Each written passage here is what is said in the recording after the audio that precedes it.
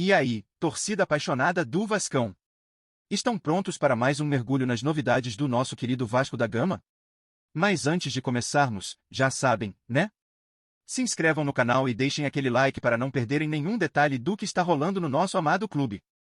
Nos últimos meses, o jovem Ryan tem chamado a atenção da torcida do Vasco ao protagonizar uma transformação impressionante dentro de campo. Revelado nas categorias de base do clube, ele vem conquistando espaço de forma consistente, especialmente após a chegada do técnico Fernando Diniz. Em 5 jogos recentes, marcou 3 gols, incluindo uma atuação brilhante na vitória por 3-1 contra o São Paulo, pela 12ª rodada do Brasileirão. Nessa partida, Ryan abriu o placar com uma jogada de velocidade e força, características que sempre marcaram seu estilo desde os tempos de base, mas que ele havia usado com menos frequência no profissional. Além disso, sua participação no lance do segundo gol, ao roubar a bola e iniciar a jogada, mostra que o atacante está mais confiante e agressivo, assumindo a responsabilidade que o time precisa. No entanto, essa ascensão não veio sem desafios. Há pouco mais de um ano, o jovem foi alvo de duras críticas da própria torcida, em um episódio que marcou sua trajetória no Vasco. Após uma goleada sofrida para o Flamengo, alguns torcedores chegaram a confrontá-lo na porta do centro de treinamento, questionando sua entrega e dedicação. Na época, com apenas 17 anos, ele ouviu palavras duras sobre sua postura em campo, que viralizaram e geraram uma enorme pressão sobre o atleta. Essa cobrança pública poderia ter abalado muitos, mas Ryan mostrou resiliência e decidiu transformar esse momento negativo em combustível para seu crescimento. Hoje, com 18 anos, ele vive o melhor momento da carreira, crescendo a olhos vistos e começando a cumprir as expectativas que sempre pesaram sobre seus ombros desde muito jovem. Desde muito cedo, Ryan era visto como uma grande promessa do Vasco e do futebol brasileiro. Com passagens pelas seleções de base do país desde o sub-15, o atacante chegou a ser o jogador mais jovem a marcar pelo clube no século ao balançar as redes com apenas 16 anos. Apesar disso, o início da carreira profissional foi irregular. Ele passou por fases em que foi alternando entre o time principal e a equipe sub-20, e treinadores como Ramon Dias e Rafael Paiva não conseguiram extrair seu melhor desempenho. Antes da chegada de Fernando Diniz, Ryan havia marcado apenas 6 gols pelo profissional. O técnico, porém, viu no jovem um talento raro e desde o primeiro momento dedicou atenção especial para que ele evoluísse taticamente e ganhasse mais confiança para explorar seu potencial máximo. A influência de Fernando Diniz foi decisiva para a mudança no futebol de Ryan. Com uma metodologia focada no desenvolvimento técnico e no entendimento do jogo, o treinador tem orientado o atacante a se posicionar melhor, pressionar a saída de bola dos adversários e arriscar mais quando tem a posse.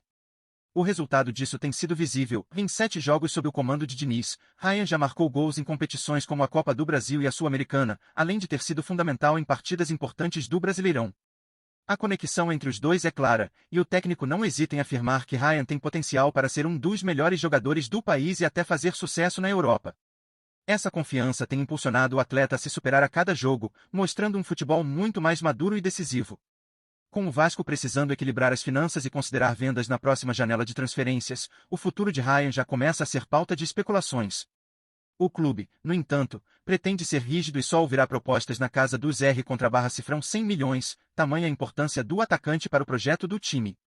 Fernando Diniz é um dos maiores defensores de manter o jogador por mais tempo, afirmando que vender Ryan agora seria perder um ativo que só tende a valorizar. Para o treinador, o atacante é insubstituível e faz parte do plano de reconstrução do Vasco. A torcida, por sua vez, está dividida entre a ansiedade de ver o garoto brilhar fora do país e o desejo de mantê-lo no clube para que continue levando o time a resultados melhores. De qualquer forma, é certo que o nome de Ryan seguirá no centro das atenções e suas próximas atuações prometem muito mais emoção e expectativa para todos que acompanham o futebol carioca.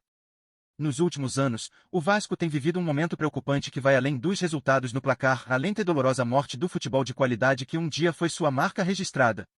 O que antes era sinônimo de criatividade, garra e técnica, hoje parece se transformar em um time sem identidade, onde a falta de consistência e inspiração em campo é evidente a cada jogo. Essa decadência não acontece por acaso, reflete uma série de escolhas erradas, falta de planejamento e um cenário interno instável que minaram a capacidade do clube de construir um futebol competitivo e envolvente. Para os torcedores, a sensação é de perda, não apenas de vitórias, mas de um estilo que fazia do Vasco uma referência no futebol nacional.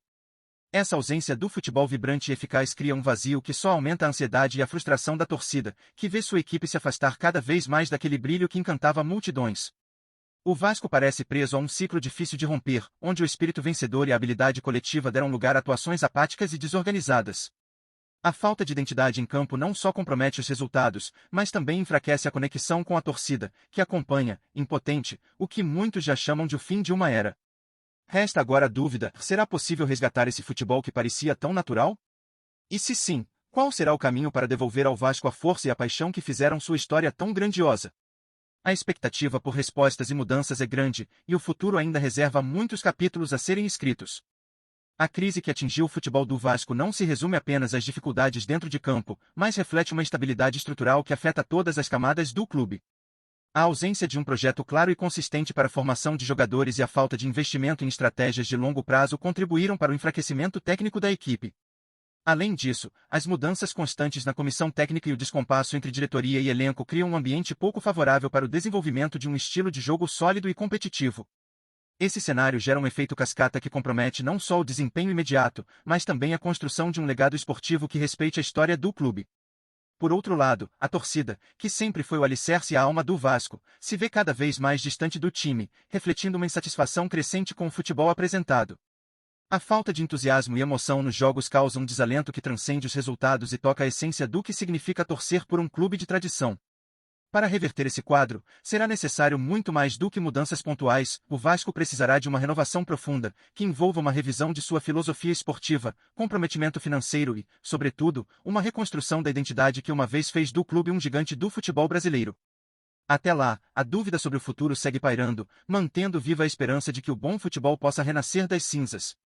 Antes de irmos adiante, dá uma curtida e clica no sininho para receber notificações no canal do Vasco para ficar por dentro de tudo.